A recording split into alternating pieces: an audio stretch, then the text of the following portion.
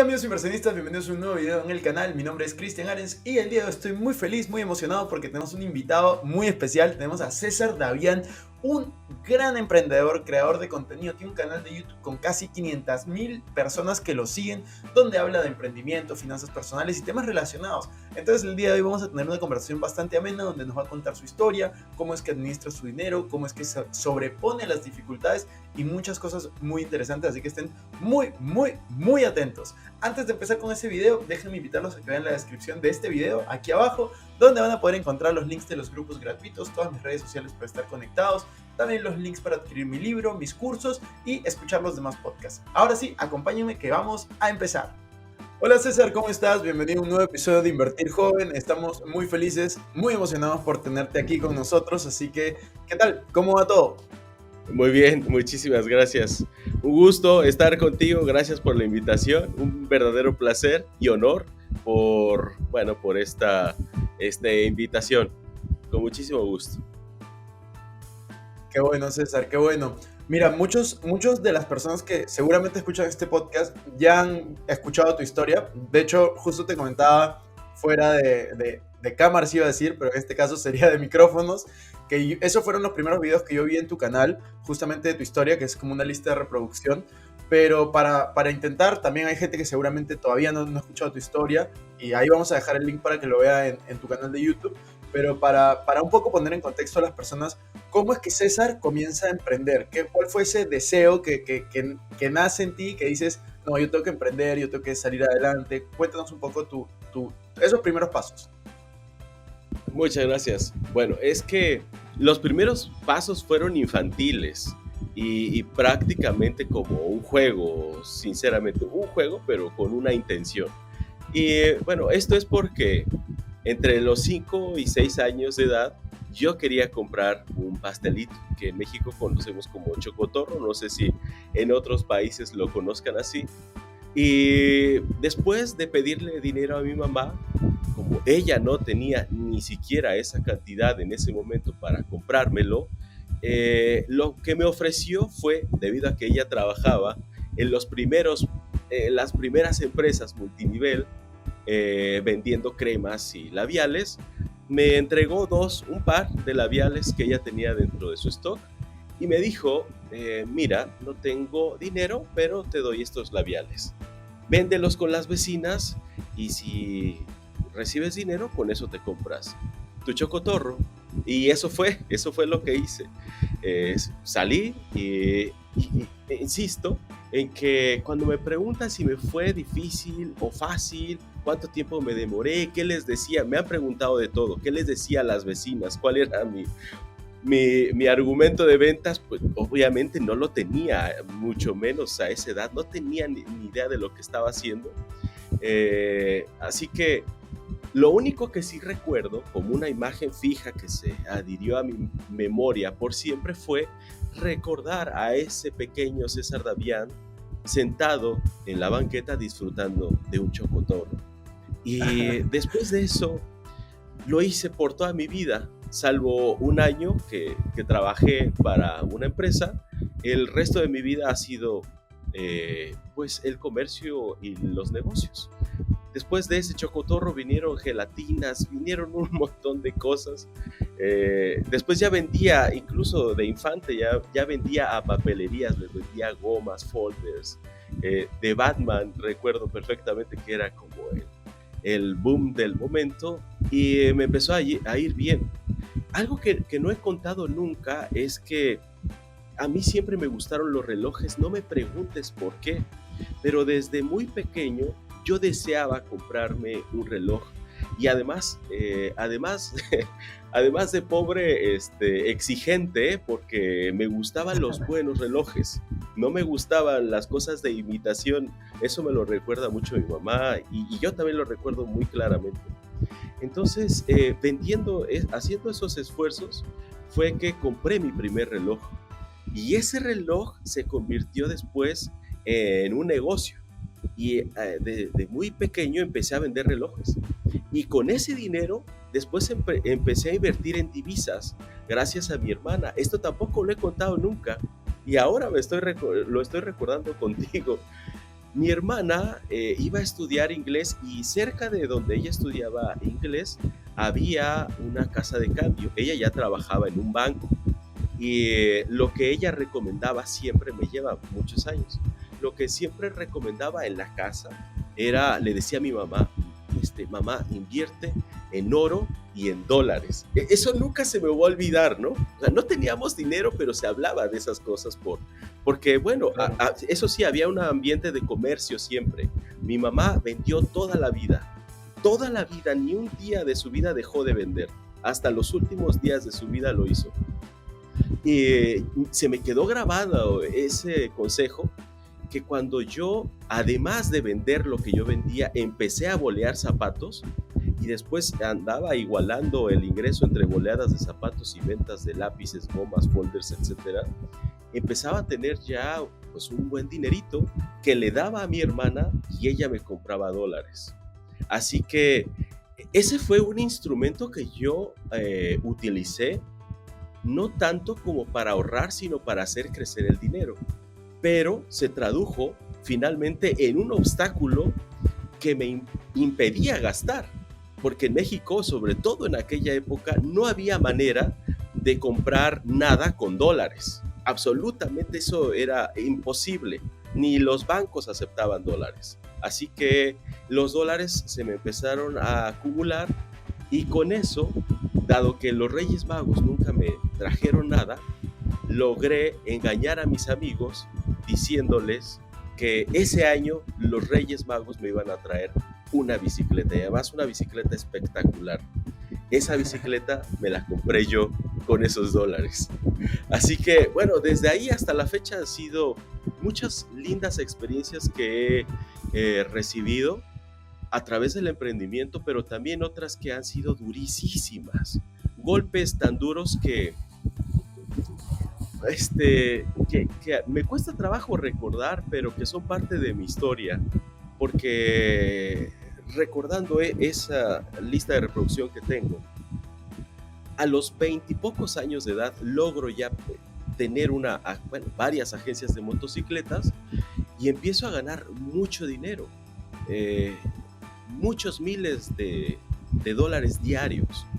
Entonces, a los veintitantos años, cuando tú le das una cantidad de dinero así a alguien que jamás ha gestionado una cantidad similar, es como si le pusieras un Ferrari a un niño de 5 años a que lo conduzca. Sabemos qué es lo que va a pasar. O sea, se va a estrellar. Lo mismo que me pasó a mí, me estrellé. Estrellé la empresa, estrellé no solamente la empresa, hubo pérdidas de todo tipo. Perdí el negocio, no lo perdí, lo obsequié, lo regalé, se lo regalé a personal y socios por situaciones muy duras que viví allí. Pero como ya me estaba acostumbrando muy rápido, en muy poco tiempo, yo al año yo ya estaba ganando eso, o incluso antes, ya estaba ganando mucho dinero. Así que al año, el César Davián, que antes andaba pues en una camionetita, muy pocos, ya una camionetita muy vieja, de esas Toyotas, con cabina, pasó a vivir en una casa de 36 habitaciones, a tener deportivos, motocicletas, de lo que se me diera la gana. Y como rápidamente empecé a vivir ese estilo de vida que jamás había probado, solo lo veía en películas, fue muy duro para mí perderlo. Eh, cuando no tienes dinero y estás acostumbrado a no tenerlo, no pasa nada. Lo malo es cuando te acostumbras a tener mucho dinero y lo pierdes todo. Todo me refiero a que poco a poco fui vendiendo un rancho, fui vendiendo absolutamente todo, hasta convertirme en cliente frecuente de las casas de empeño. Entonces, ese César Davián que ya estaba enaltecido, que tenía el ego hasta la luna, de pronto se veía formado en las casas de empeño para empeñar lo que tuviera: un anillo, un reloj, una computadora, una cámara, lo que fuera, hasta terminar empeñando bujías de mi motocicleta, imagínate, nuevas, hasta dónde llegué por comer, porque yo recordaba hace pocos días, le decía a Viri, mi esposa, que me ha acompañado incluso en los momentos más difíciles. Ella me conoció en esa época de abundancia y después siguió conmigo cuando no tenía nada, nada, nada. Yo le decía a Viri que yo he vivido muchos momentos de hambre, de hambre, así de esa pobreza que no te permite alimentarte, de comer. He vivido muchas etapas de ese estilo y esa fue una más, en donde después de ir a restaurantes y pagar cuentas de $2,000 con champán y tener a un tenor cantándote, bueno, después de eso, no tener para comer y estar sacudiendo la ropa buscando moneditas para ver si había algo como para comer. Y sabes que Wow. la sensación, no sé si haya alguien en tu audiencia que haya vivido la sensación de tener hambre, pero por no haber comido días.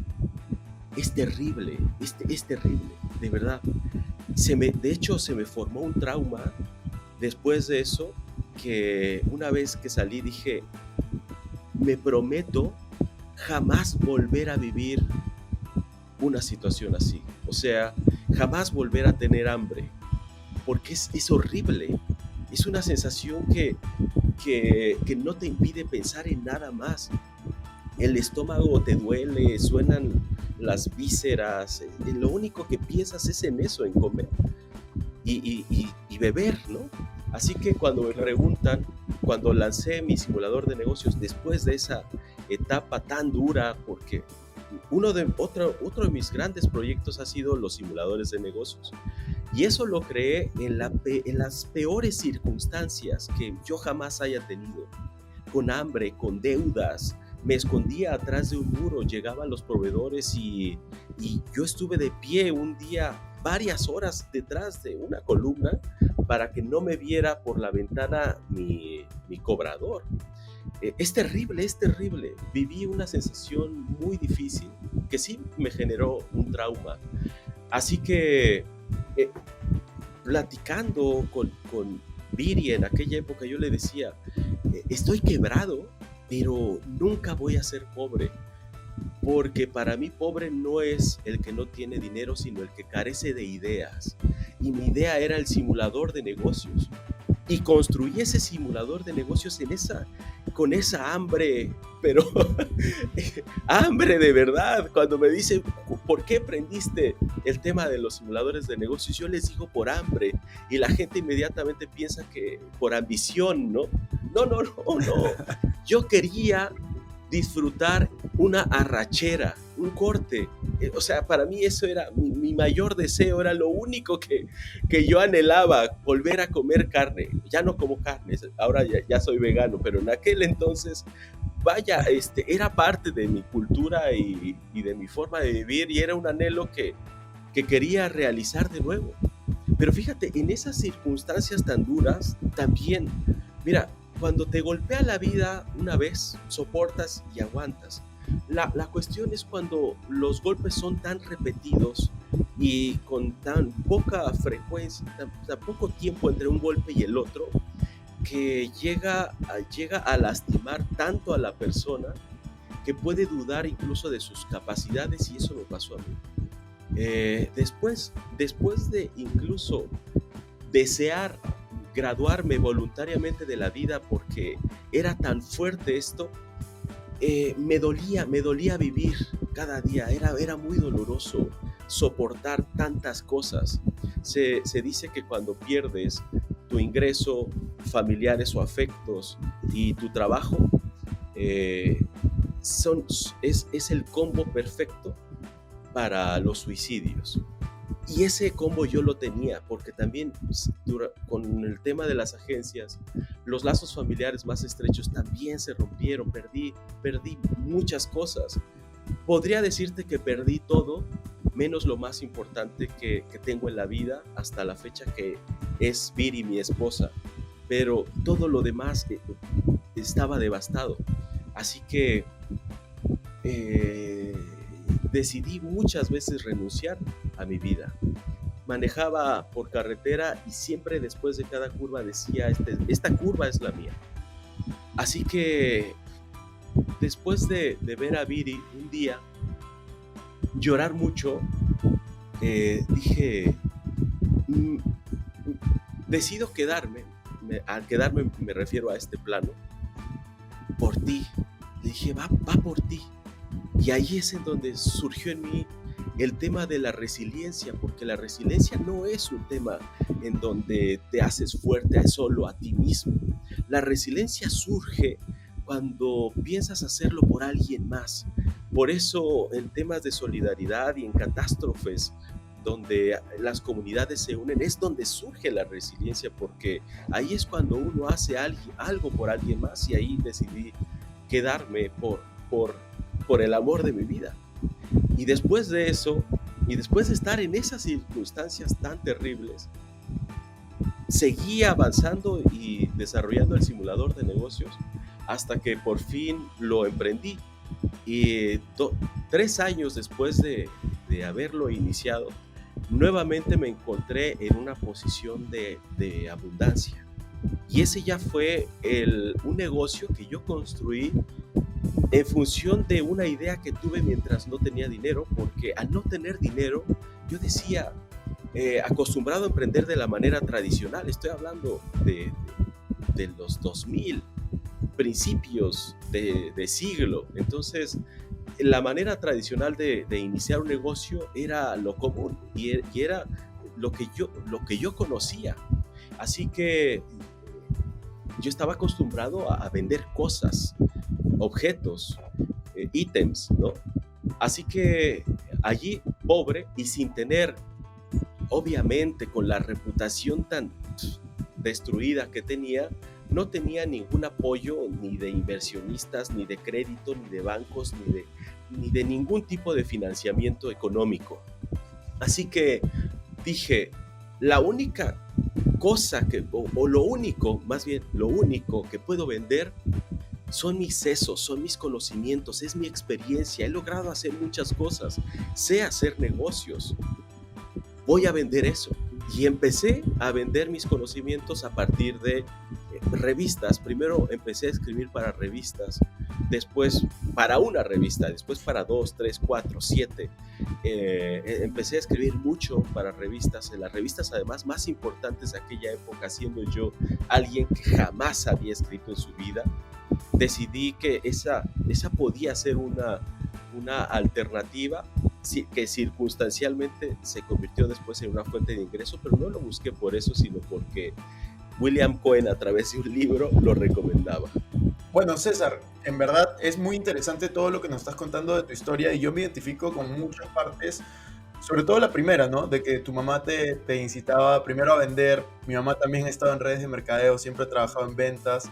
O sea, no se dedicaba nunca a la red, sino trabajaba en ventas, y aparte, para ingresos adicionales, estaba en alguna red de mercadeo, probando esta industria. Nunca vivió de ella. Y también me incitaba bastante a ahorrar en dólares, justo. Y ahí yo comencé a ahorrar. Creo que el primer negocio que yo pude hacer lo hice con $150, que eran los ahorros de toda mi vida a los 16 años. Entonces me identifico mucho con tu historia. Y algo que a mí me gusta mucho... ¿Qué negocio fue?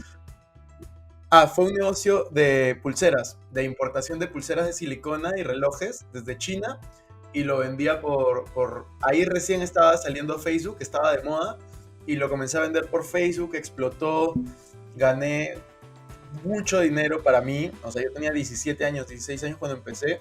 A los 18 me compré mi primer carro con eso, que era el carro que yo quería porque justo lo había visto en Rápidos y Furiosos, que era un Subaru Impreza hatchback.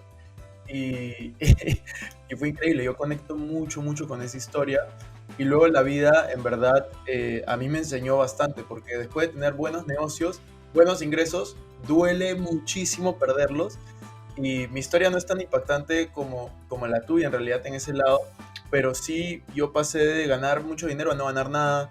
Luego tuve otro negocio, que ahí yo entré a redes de mercadeo y cerró el negocio de redes de mercadeo donde yo estaba.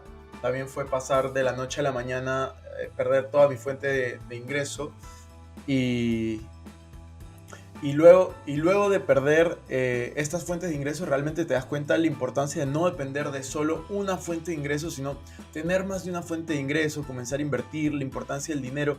Y ahí es donde yo conecto mucho con tu historia, porque yo sé que tú, después de este negocio de distribución de motocicletas, pasaste por un mal momento. Entonces, tal vez podrías contarnos un poco acerca de eso, qué fue lo que sucedió, cuál fue la importancia de la inteligencia financiera, las finanzas personales en esta situación, y si fue tal vez allí el momento en el cual tú empezaste con todo el tema de educación financiera. Luego también te voy a preguntar acerca de esa etapa difícil que tú nos comentabas, no sé si llamarlo depresión, pero que estabas por tomar decisiones, de hecho, radicales y difíciles. Entonces, nada, cuéntanos un poco. Obviamente ese momento tan fuerte para mí me hizo tomar conciencia. Es que mira, en realidad las finanzas solo son conciencia. Si tú tienes conciencia, eres consciente de tus actos, de lo que estás haciendo, te puedes dar cuenta que muy probablemente las decisiones que tomaste sobre tu casa, sobre tu auto, sobre la ropa que vistes, los accesorios, lo que gastas en distracciones, te están alejando cada vez más de ese sueño que tenías idílico de por ejemplo, tener riqueza, ¿no? Así que ser consciente fue una de los aprendizajes que me forzó la vida a tomar. O sea, esa travesía que tuve finalmente se convirtió en mi momento maestro. Uno de mis más grandes momentos maestros fueron esos precisamente, donde aprendía a darle valor precisamente porque había perdido ya la capacidad, dudaba de mi capacidad para generar dinero, ya no llamemos riqueza, dinero suficiente como para comer. Yo recuerdo que estaba en una esquina esperando un autobús, algo que César Davián de aquella época no podía concebir, ¿no? O sea, César Davián tomando transporte público era algo, hasta la gente se podía sorprender de verme allí, ¿no? Pero después de perderlo todo, estaba en una esquina, iba a ver a la Ciudad de México. Yo estaba en el Estado de México, iba a recorrer más o menos 40 kilómetros para visitar a Viri, mi esposa, y tenía que ir en autobús. Y recuerdo perfectamente que estaba en una esquina, estaba el semáforo en rojo, se estacionó un chico en un auto compacto, nada lujoso, pero con la ventanilla abajo y con el codo recargado en la puerta. Yo lo veía tan cómodo, esa escena de él escuchando música a todo volumen, con el codo recargado en la ventanilla y volteándome a ver, yo lo sentí como un ser superior a mí. Y de verdad era un auto compacto muy, muy barato, pero esa escena me hizo todavía sentir inferior, porque dije, ¿cómo le hizo él para ganar dinero, para comprarse un auto y para estar así de feliz? O sea, ¿cómo se le hace? Fíjate, después de haber generado mucho dinero, llegué a dudar incluso de tener la capacidad de volverlo a hacer. Pero es lo que te decía, que cuando te golpea la vida una vez, soportas, te levantas y ya. Pero cuando ha sido tan abrumador todo esto y durante un periodo prolongado, yo ya estaba abatido. Así que esa escena, dije, ¿cómo le hace la gente para ganar dinero? Y pasé por otro restaurante ya en la Ciudad de México y vi a la gente comer. Y dije, ¿cómo le hace esa familia para comprar? O sea, ¿cómo le hace el papá para comprar la comida de su esposa y de sus 3 hijos y vivir así de plenos? Fíjate lo ya abatido que me encontraba, hasta que afortunadamente poco a poco, gracias a ese libro, fui recuperándome y tomando conciencia. Y César, Sí, tú de esta situación que tú comentas, yo siento que esa situación la puede pasar muchos y puede reflejarse en mayor o menor gravedad, en mayor o menor sintonía contigo. Yo te preguntaría, ¿qué consejo el César Davián de hoy le daría al César Davián de ese momento? O a una persona, si se te hace difícil dártelo a ti mismo, o a una persona que esté pasando por una situación así de difícil, que cuestione su habilidad para ser feliz, su habilidad para hacer dinero, su habilidad para salir adelante en ese momento. ¿Qué consejo podrías darle a esas personas? sí. Bueno, en realidad cuando uno da un consejo, solo se está hablando a sí mismo en el pasado. Esa es la realidad. Difícilmente podría yo visualizar otra manera de hacerlo. Así que hablándome a mí en el pasado es resistir, pero teniendo una causa elevada. Si no tienes una causa elevada, cualquier cosa te puede derribar nuevamente. Afortunadamente la causa más elevada que tuve estaba a mi lado. Así que tener una causa elevada, que puede ser tus hijos, puede ser tu pareja, cualquiera que sea esa causa elevada, sosténla firmemente y adherida a todo tu ser, no solamente a tu cabeza, a todo tu ser, y resiste y continúa. Porque la vida no es dura siempre. Lo que sucede es que no sabemos cuánto tiempo va a durar cada periodo oscuro. No sabemos. Puede ser que sea breve y transitorio y ya está. Fue una transición de disolución que apenas se notó el rompimiento entre un momento y otro, pero a veces es una transición, un bloque negro largo. Cuando estés en esos bloques negros largos, solamente recuerda que es que de verdad, esta es sabiduría popular, pero es así. La noche no dura toda la vida, ¿no? Es transitoria. Lo único que necesitas es sobrevivir como lo hace la gran mayoría cuando está ante dificultades severas, día tras día, solo por hoy. Hoy haz todo lo que tengas que hacer hoy y concéntrate solo en lo único que tenemos, que es el ahora y mañana. O sea, y toma fuerzas, descansa, duerme mucho. Si puedes alimentarte, aliméntate, y bien de preferencia, porque el cuerpo también desgastado no te puede ayudar a la mente. Un cuerpo desgastado, abatido, con hambre, débil, no te ayuda en nada. Así que si tienes la posibilidad, procura primero restablecer tu cuerpo. Te va a ayudar a restablecer tu mente y dale para adelante afianzado a una causa elevada. De todas maneras, yo creo que hemos hablado de distintas cosas el día de hoy, de tu historia como emprendedor, luego justamente el tema de la resiliencia, cómo salir adelante. Hemos hablado también brevemente de las finanzas personales, pero algo que siento que nos falta un poco es entrar al momento actual, ¿no? Hoy en día tú eres uno de los creadores de contenido más grande dentro de emprendimiento, en español, finanzas personales, negocios en general.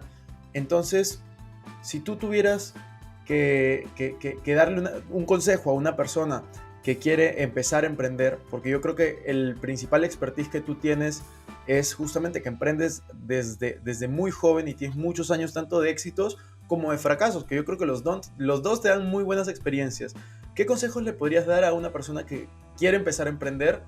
Tal vez tiene un trabajo, tal vez estudiando y quiere empezar. ¿Qué le podrías decir? Ok, bueno, ahí hay distintos contextos, depende del contexto. Vamos a hablar de dos nada más. Si tú tienes actualmente un empleo y deseas emprender, yo te sugiero que lo hagas de manera paralela. Continúa con tu empleo y solo por esto. Casi nadie ve al empleo como una alternativa de financiamiento, pero lo es. El empleo te permite a ti como empleado financiarte, autofinanciar tus propios proyectos sin la necesidad de repartir pues, parte de tu empresa ante inversionistas que no sabes si realmente se van a adherir a tu causa, ¿no? Entonces, el empleo es una alternativa de financiamiento que es viable y que no tiene que dar vergüenza. Eso me ha pasado muchas veces, que algunos consideran que ser empleado es negativo y no es así. Mientras yo trabajé, aunque fue breve mi estancia en una dirección de mercadotecnia, aprendí muchísimo. Te pagan por aprender casi siempre cuando estás en un empleo, así que si te pagan por aprender, sobre todo en una empresa importante, acéptalo. Pero no veas al empleo como algo permanente. O sea, te debe de quemar los pies todos los días estar ahí para que en algún momento decidas salir. Y la mejor manera de provocar ese ardor en tus plantas es emprender de manera paralela. Una vez que tú tengas tu empleo, allí mismo el primer día comienza a emprender para que llega un momento en el que una vez igualados los ingresos entre empleo y negocio, puedas renunciar a alguno. Y en este caso va a ser el empleo. Ese es un contexto. Tampoco es que sea la verdad absoluta. Hay quien renuncia y que se aventura y vive las que yo. O sea, se las ve negras un buen rato y sale adelante.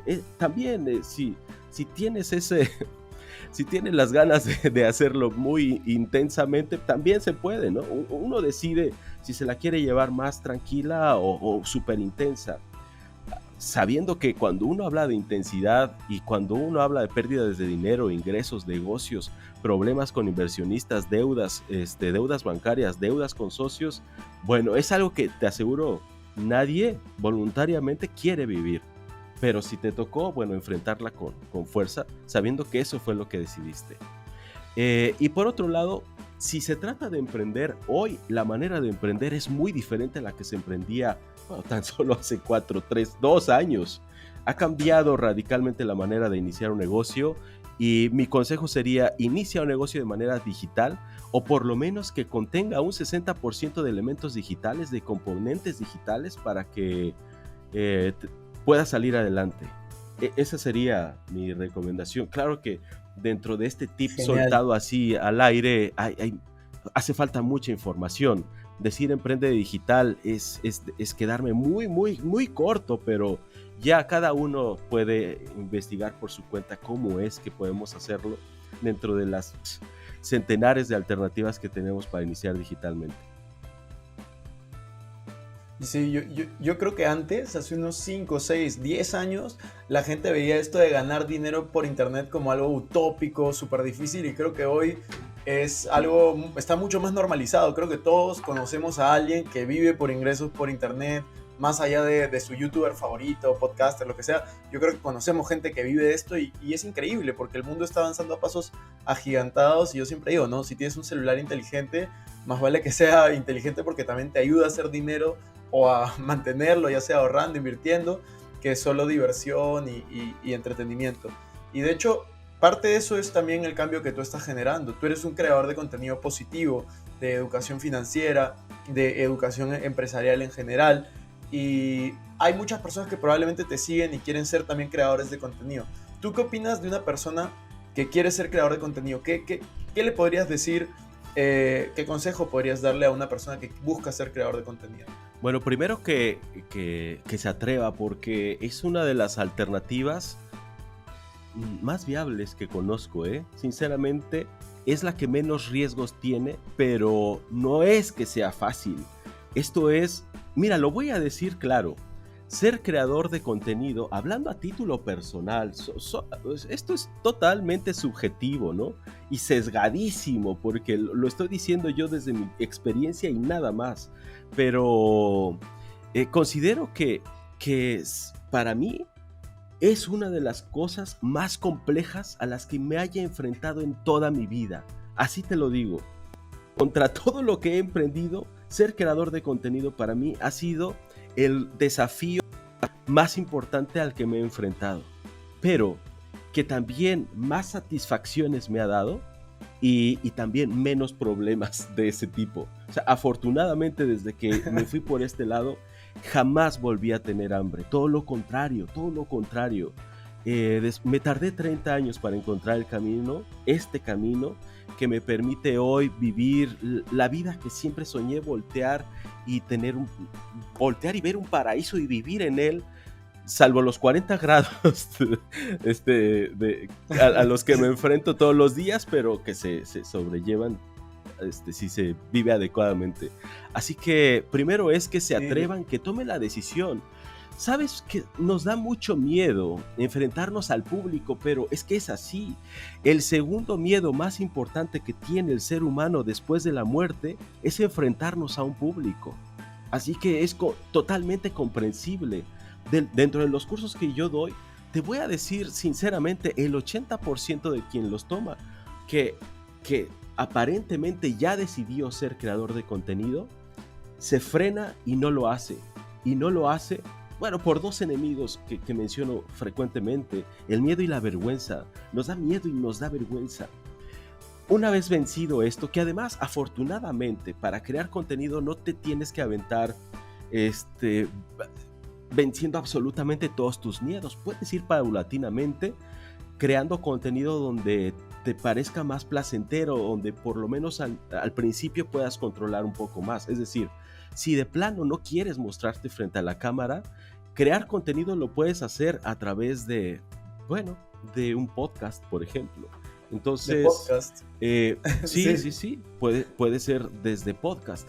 También puede ser YouTube con videos de storyblogs, por ejemplo, ¿no? O sea, hay muchos canales de YouTube animados, que no se muestran, jamás salen a cuadro, pero que tienen millones de vistas y les va increíblemente bien. También se puede.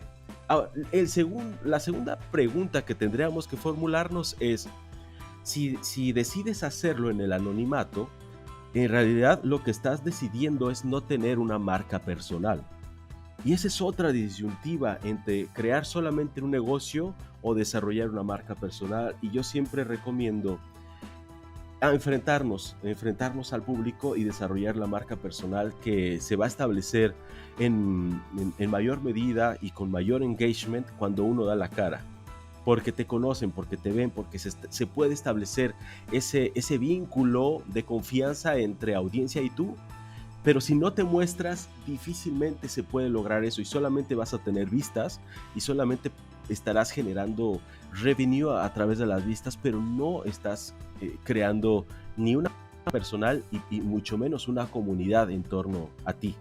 Así que bueno, esa sería la segunda disyuntiva que yo recomiendo. Que inicies cómodamente, tampoco quiero que sea esto terapia de shock. Puedes iniciar cómodamente y después, claro, de manera paulatina y progresiva, puedes ir migrando a Instagram, a Facebook Lives, a TikTok, que es sensacional.